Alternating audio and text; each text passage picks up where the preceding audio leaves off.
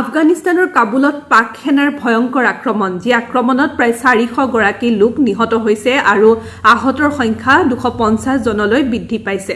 সোমবাৰে নিশা পাক সেনাই আকাশমাৰ্গৰে আফগানিস্তানৰ কাবুলত আক্ৰমণ চলায়, যি আক্ৰমণত এই 400 গৰাকী লোকে প্ৰাণ হেৰুৱাইছে বুলি ইতিমধ্যে দাবী কৰিছে আফগানিস্তান চৰকাৰে।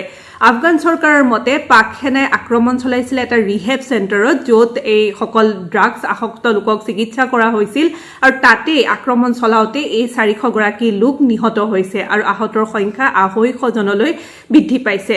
আৰু এই আহতৰ সংখ্যা বৃদ্ধি পোৱাৰ সম্ভাৱনা আছে বুলি দাবী কৰিছে আফগান চৰকাৰে।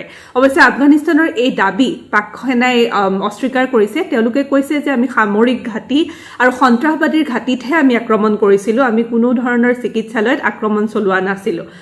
এই আফগানিস্তানৰ পাকিস্তানৰ মাজৰ যি সংঘাত, এই সংঘাত যোৱা ফেব্ৰুৱাৰী মাহৰ পৰা ভয়ংকৰ ৰূপত মুকলি যুদ্ধলৈ পৰিণত হৈছে আৰু পাকিস্তানে দাবী কৰে যে আফগানিস্তানে পাকিস্তান বিৰোধী সন্ত্ৰাসবাদীক প্ৰশ্ৰয় দি আহিছে বা তেওঁলোকক সহায় কৰি আহিছে। অৱশ্যে পাকিস্তানৰ এই দাবীক নস্যাৎ কৰে আফগানিস্তান চৰকাৰে আৰু এই যোৱা নিশা যি আক্ৰমণ সংঘটিত হ'ল, এই ভয়ংকৰ